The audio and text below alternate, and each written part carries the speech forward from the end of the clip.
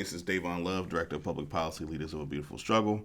And of course, my colleague, my brother, Lawrence Grand Prix, Director of Research for Leaders of a Beautiful Struggle.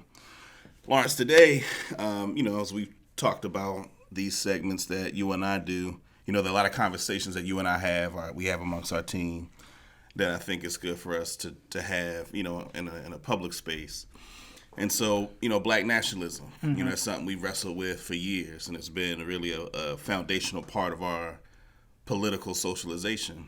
And for the purpose of this conversation, for those watching, we're going to use Black nationalism and Pan-Africanism interchangeably, even though one can define them as meaning different things. When I think about the kind of simplest way to explain what we mean when we say Black nationalism, we're talking about Black people having control of the institutions that govern our lives, right? So at a very basic level, that's what we're describing. So we may use those terms interchangeably. And to me, that notion has always been pretty common sense. But it took some years into my study and thinking about Black liberation to really come into focus with the notion that this idea of Black people exercising political agency was something that often was least pronounced in a lot of the political discussions, around Black liberation. And one of the places that, for me, this became most evident is how, particularly 19th and early 20th century Black political history, particularly 19th century political history for Black folks, Black people often rendered, we're talking about the 1800s, so, the first half of that century, chattel slavery, Black people primarily as objects of oppression. And oftentimes people don't see the political activity of Black folks during that period of time, right? They think of us primarily as folks subject to enslavement. And to the extent that there is, conversation around our liberation, is conversations about the abolition of slavery and the abolitionist movement and some of the figures that are most known to the general public, Frederick Douglass, Harriet Tubman. And even those folks, though in some ways curated to, I think, protect a certain historiography, even aspects of their legacy, right? There are places where you think about Frederick Douglass, one of his contemporaries, Martin Delany, right, who was an avowed, Black nationalist, Pan-Africanist, and saw himself, and Frederick Douglass saw each other as contemporaries of each other.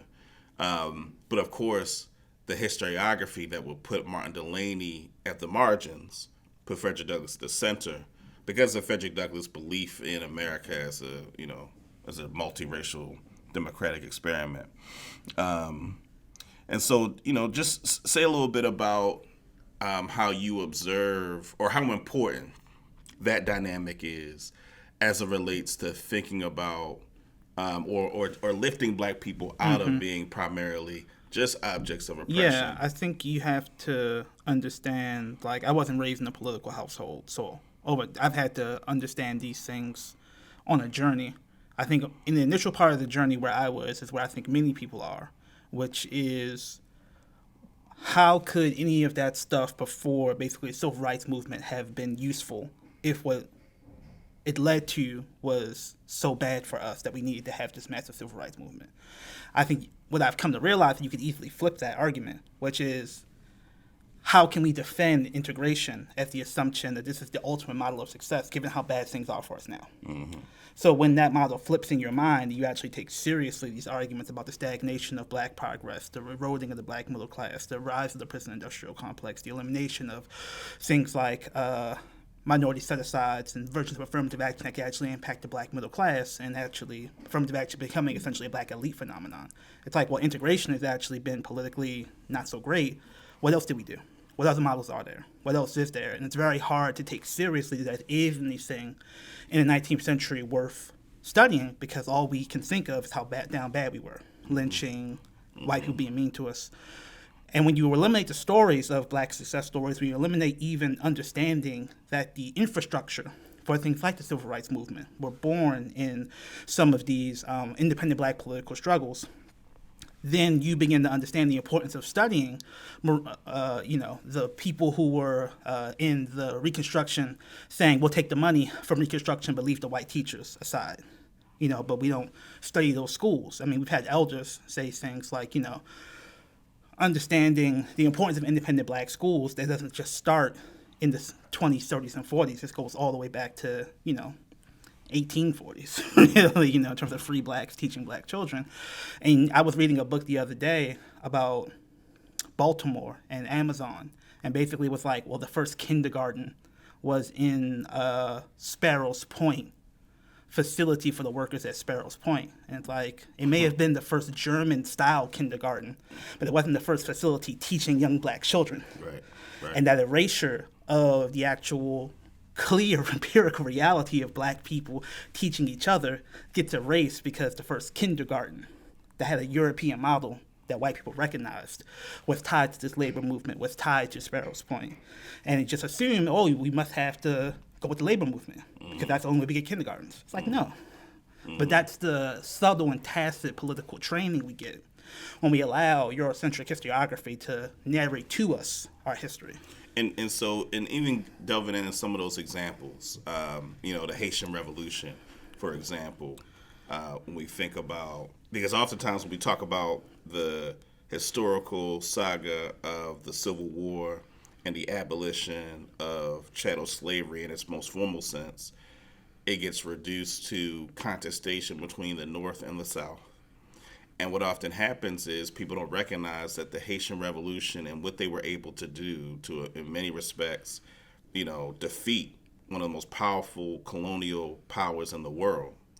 It's a part of why the United States has such vast land. The Louisiana Purchase came as a result of the French needing to get it off their hands because of how badly they were defeated by the Haitians in the Haitian Revolution, which set in motion inspiration of people of African descent around the world, and particularly the United States, to engage in rebelling, against, the plantation owners and, just the white monopoly capital. And one of the things that I think gets lost in that is that it created a context where it stopped being in the interest of white folks to maintain chattel slavery in the form that it was in.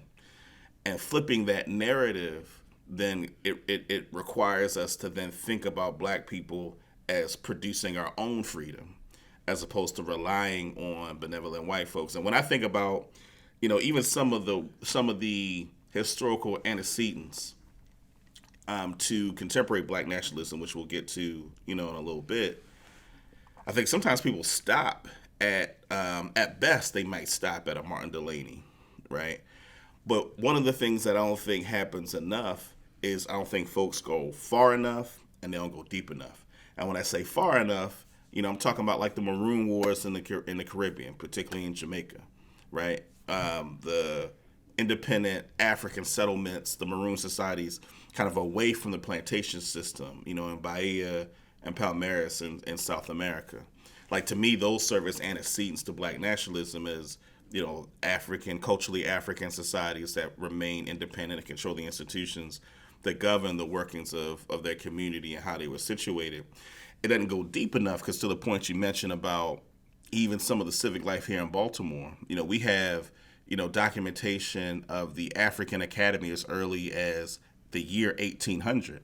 Daniel Coker, a minister that comes from New York, comes down to Baltimore to establish the African Academy, which essentially was in the basement of what became Bethel AME, one of the most popular churches in Baltimore. So, so to your point, and a part of why for me this particular point is so important is because in many ways the way that one tells history, that if history is told from the perspective that what we needed to do was petition white people in Congress to get our freedom, as opposed to the wide range of things that black folks did to empower ourselves, then it frames the kinds of political calculus, that people engage in, contemporaneously. I want to come back to your point around integration, because I think this is the other piece where this history becomes important. Because, again, if our strives for freedom are reliant on petitioning white people for our freedom, the notion of integration then becomes it makes sense. It's a logical extension of what it is that black folks should do. Say something about the way that the historiography of petitioning white people for our freedom, and therefore integration being the natural extension, some of the ways that you would say that usurps efforts around black independent formations as the basis for a political struggle. Yeah, I think part of it is the assumption that the only institution that can meet our needs at scale is the American government and these white institutions that have access to white money. And you actually don't understand that, well, for a long time, black people did not really have access to these institutions. So did they just magically survive? Were they all just totally down bad? I think part of the problem is, people think that, they were just totally down bad because they don't hear any stories of people, how they met their needs. Like, what were the actual systems that kept people alive? It's like they assume it's just prayer in the black church and even little stuff. Like, I remember a long time ago in college, I was actually doing this report on gardening and the legacy of slaves post-emancipation having gardening technologies that were extremely productive in feeding themselves. And actually, white folks came down to the South and taught them more Eurocentric models of gardening that were more aesthetically linear, like rows and columns, and fit a Eurocentric notion of division, were actually less productive in terms of producing food for people. So you basically had white civilizing agents come down. It's like, this garden looks like an African jungle. This looks uncivilized. We need to civilize this garden. And actually, they were actually less productive in terms of what they actually brought. But people don't understand. It's like, these slaves, they weren't like just slaves. They were escaping and going fishing. They had a patch behind the slave shed where they had their own produce they were growing. Like, it wasn't just begging master for a roll, an extra portion of gruel. They had their own systems. And again, it's like, it's like, what were the methodologies of agriculture in the maroon societies? I don't know. And then because this is erased from our understanding, and at best, Maroons are sentimentalized as almost like noble savages. Right. Yeah, I mean, we don't actually study empirically, strategically, in terms of detail, like what were the actual institutions in these societies? Like, how did they do governance? Like, how did they do these things? There's no real desire to focus on that because the assumption is there's no there. That's nothing there really useful to study. So it was all precursor to the birth of the NAACP. It was all a precursor to Du Bois. And so this idea that we have a linear trajectory of history that leads to Du Bois, NAACP, Legal Defense Fund, Brown v. Board, and that is the trajectory, everything flows into that. You fail to understand the actual necessity of understanding the reality of how people survived really had almost nothing to do with those empirical, Eurocentric, traditional historiographic points of the timeline. That the actual society of living had everything to do with reciprocal structures of governance, accountability, and meeting people's needs that just aren't focused on in that timeline. So, one of the things I imagine some people are thinking, and one of the ways in which I think black nationalism gets typecast is that it, thinking about other forms of oppression. Before we drill down into some of that, though, thinking about other political formations that black people have been a part of. You mentioned the NAACP. Of course, there were black folks that are part of the labor movement and a complicated history there. Both the Communist Party and Socialist Party. Black folks have complicated relationships to those formations that in important ways, have done things that have benefited black people. One of the things that you and I have constantly have returned to in studying those movements is that there were always anxieties within those formations about black people practicing autonomy. And so, wanting to be clear to those listening that, we're not saying that, challenge like that the Communist Party or Socialist Party labor movement did nothing good. And that the things that they raise, particularly in terms of capitalism and class, aren't important things for black people to theorize. But in studying the political history and what I would describe as the overwhelming tendency of those formations. Because, of course, you got African Blood Brotherhood and, Harry Hayward, and you got, Claudia Jones. So you have, black folks that are in those, labor, communist, and socialist formations. You have a lot of black people that start in those formations and leave. Hubert Henry Harrison, George Padmore. And so, so we have black folks in those formations, but I would argue that their overwhelming tendency of those formations is anxieties around notions of black autonomy in ways that I think is particularly important. It makes black nationalism, I think, an essential part, an essential underlying frame for interpreting some of these politics. And so to me, this is where the notion of integration in some ways cuts across ideology, right? Because even though, for instance, Communist Party is calling for an overhaul of the capitalist system, of the United States, what does that mean in terms of black people's control over our own, institutions that govern our lives? And that in many ways, black folks occupy subordinate positions in those, so-called, in many respects, multiracial coalitions. And so I think, one of the things I think is hard for people is I think sometimes integration gets reduced to the sentimental aspect of black people and white people being able to coexist.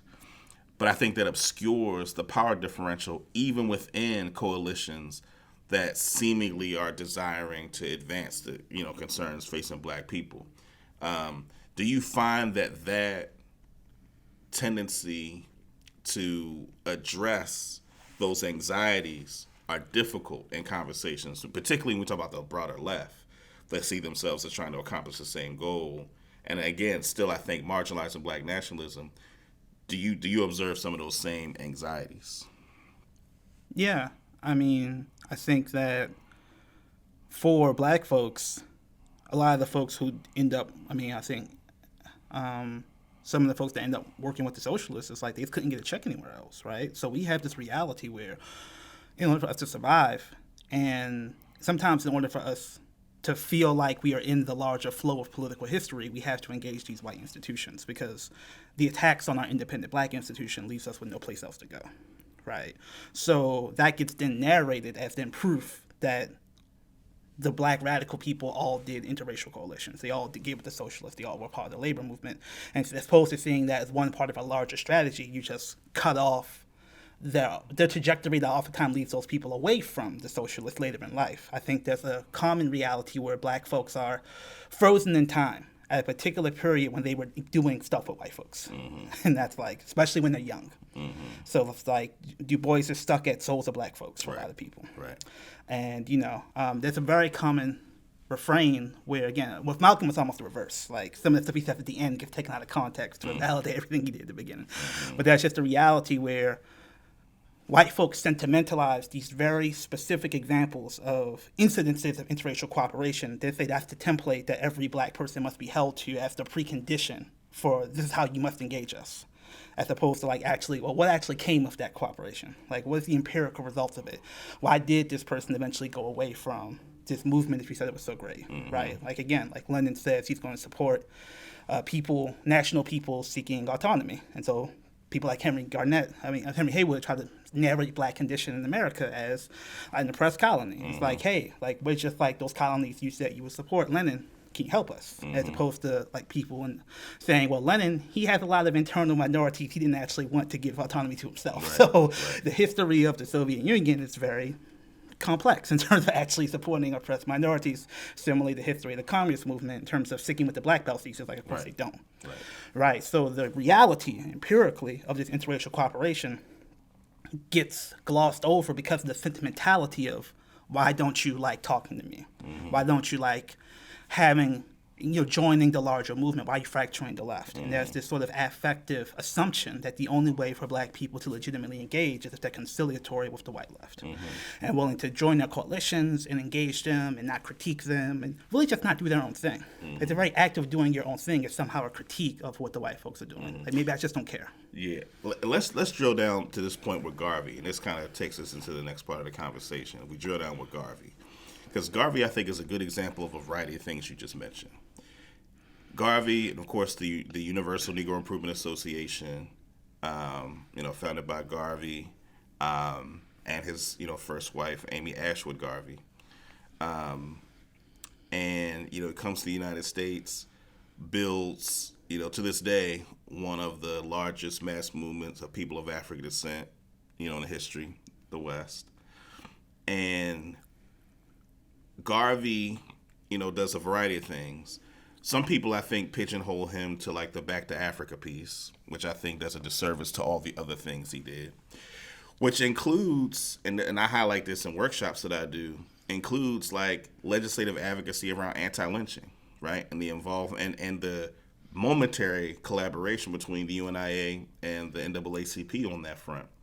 But when we think about Garvey and the way that he's characterized, and of course, there are legitimate criticisms of almost all of these figures, but there seems to be a characterization, I think, of him being more conservative politically than I think he actually is in terms of the nature of his movement. I think because he focused so much on enterprise, right, and building like independent black enterprise as a way to help fund and fuel the UNIA. And I think if we look at that period of time, in many respects, it made Garvey one of the most powerful figures, in the United States. Certainly, I'm sure a lot of our listeners would be aware that J. Edgar Hoover, one of J. Edgar Hoover's first assignments was to follow and try to neutralize Garvey and the UNIA. But I think Garvey gets described, as more conservative than he is. We see during that period of time, for folks like Du Bois, that was still in some ways early in his political trajectory. Folks like A. Philip Randolph, Chandler Owen. You have like black folks, and it goes to the point that you made about in order for a lot of us to survive, it's a place where we get a check. It's a place where there's resources to be able to live. And so, so you have folks for whom their ability to live comes from the white networks that they're associated with. Garvey being kind of the lone person, or the lone institution rather, the UNIA, that is not at all dependent. And we see, and so, but again, I think that the utility of having a movement that is self-sufficient, I think Garvey gets obscured, and then that lesson gets lost. And what gets projected onto Garvey, I remember reading his book. It's not Amy Jocks Garvey's collection, The Opinions and Beliefs of Marcus Garvey, but it's an actual series of texts that he wrote. And he says something about the communists that I think is something that I don't know that leftists take seriously. He says a part of the reason why he rejects communism was because the people who were communists during that period of time were racist towards black folks. And that trying to get black people to integrate into a racist institution would be further subjugating black people, right? To me, that's something that I feel like gets dismissed as like not being ideologically mature, as opposed to what I think is I would imagine from his perspective, a good call in terms of time and space, right? Like these, in many respects, are European immigrants from Eastern Europe that don't respect black people, right? And so his rejection of communism had less to do with a desire to be connected to capitalism as a system, but more to do with making kind of a political calculus. But yeah, what do you think about? Because I think Garvey's a good example of just all the things, the caricatures that people make of black nationalism that then obscure our ability to see some of the effective things that he did that those on the left, the broader left, should incorporate in order to be effective. Yeah, I think that for me it's important to understand how Garvey is caricatured and dismissed. Like few people, like if you were around many academic spaces, you wouldn't know Garvey wrote anything. You would think he was just a charismatic speaker, right? And they boil down his speeches to the things they can use to discredit him. Like, when he might talk about the nationalist movements are focused on German greatness. It's like he was a Hitler lover. And it was like, no, he was just saying that's an example of a people trying to rise up and affirm themselves. See? So this whole thing of, like, again, trying to link nationalism of black people with Zionism and nationalism of Europeans. And there's this projection of, like, the worst of European nationalism gets automatically tied to all black nationalism, especially Garvey. And the reality of all the things that people were doing on the ground in UNIA branches is just ignored. Like all the mutual aid, all the support, all the aggregation of resources, and it all gets boiled down to Black Star Line. And he never actually set foot in Africa. So the big conceptual quixotic things are used to say, oh, he failed. So the movement was not that good, as opposed to the actual rank and file UNIA members value the work they did together. Sometimes because of Garvey, sometimes irrelevant of Garvey, sometimes despite Garvey. Right? So the actual lived experience of UNIA members within the larger leftist academic narration just gets left off, and all you get is these caricatures, which also obscure, like, the violence done to the Garvey movement by folks like J. Edgar Hoover, but also folks like the socialists, who were combined with W.B. Du Bois to undermine Garvey and just undermine the movement. So those failures are seen as innate, like the Black Star Line wasn't sabotage. Of course, he probably should have had somebody actually knew something about ships by the ships. It was still sabotage, right? So just even understanding, like, it is a part of a larger trajectory of movement that people on the ground, working class, lower class black people found valuable. As an organizing technique, that reality is often ignored by leftists in terms of the personality of Garvey and how them and their circles relate to that personality.